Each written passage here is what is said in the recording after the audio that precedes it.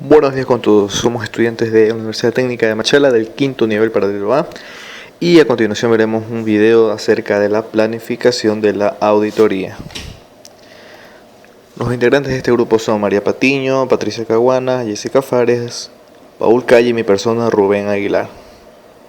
Queremos agradecer al profesor ingeniero José Maza por la instrucción recibida.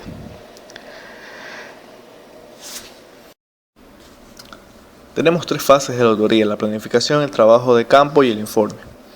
La planificación no es más que lo que se va a ejecutar.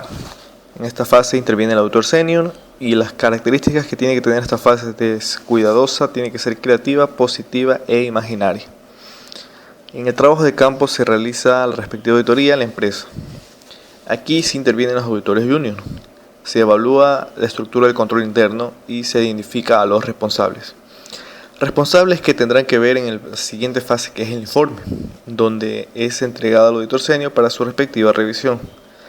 Se procede a dar los respectivos documentos a la auditoría al gerente, donde se determina si está fallando o no aquella empresa.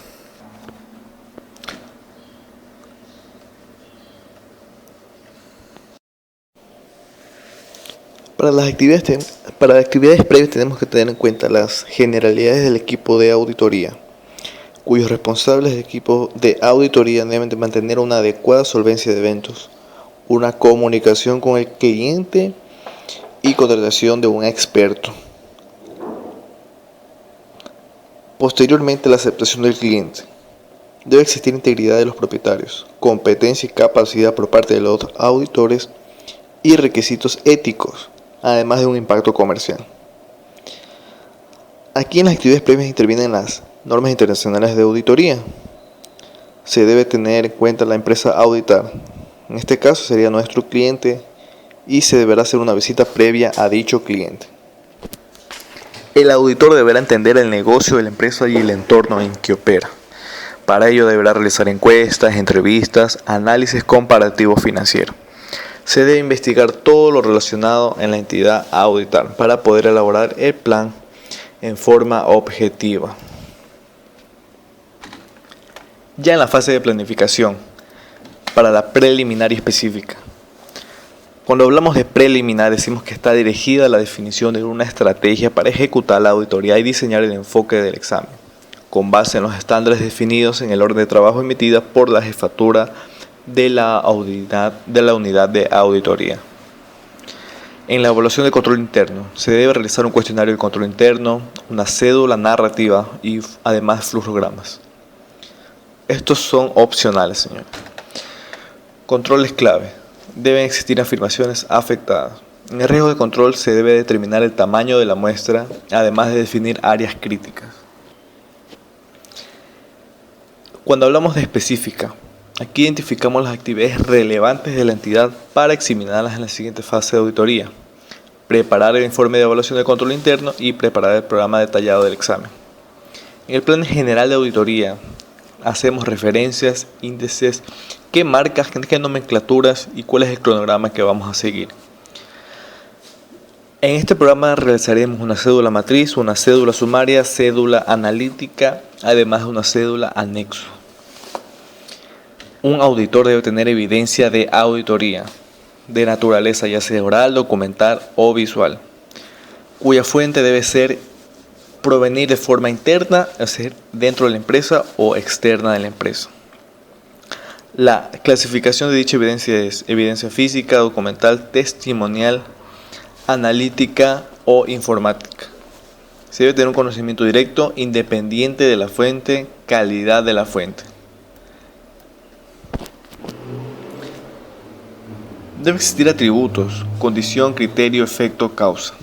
Para la elaboración del borrador previo a la elaboración del informe final, debe existir una carta de control interno, la cual se convoque para dicha lectura a todos los empleados, además de la presentación de pruebas de descargo de los responsables de dichas falencias. Y ya en el informe final, la lectura del informe debe ser con un dictamen, estados financieros auditados, se debe presentar un informe de control interno, además de un informe tributario. En la estructura de este informe debe estar el título, el destinatario, el párrafo introductivo, el párrafo del alcance y el párrafo de la opinión del auditor. Estos tipos de opinión tienen que ser o pueden ser sin salvedad, con salvedad, de tipo negativo o abstención. Para la revisión y evaluación del control interno en el sistema de contabilidad se tiene que tener un plan y código de cuentas. Se deberá realizar un análisis y una evaluación. Se tendrá que tener formatos y documentos. Se deberá elaborar informes y tener estados financieros, además de un manual de procedimientos y políticas en cada empresa. Se deberá además tener comprobantes y libros de contabilidad. Para finalizar, podemos decir que el auditor tiene un papel que desarrollar en este proceso, el cual es determinar el grado de precisión que existe entre los hechos que ocurren en realidad y los informes que se han elaborado después de sucedido tales hechos. El auditor debe realizar una evaluación y informe de los acontecimientos revisados. Para ello debe acogerse a principios establecidos. El auditor debe conocer claramente los principios aplicados en cada informe que emita. También debe tener la capacidad suficiente para determinar que dichos principios han sido aplicados de manera correcta en cada situación. Lo más común es que el auditor realice su trabajo de acuerdo a los principios de contabilidad generalmente aceptados, o conocidos por sus siglas en español PCGA.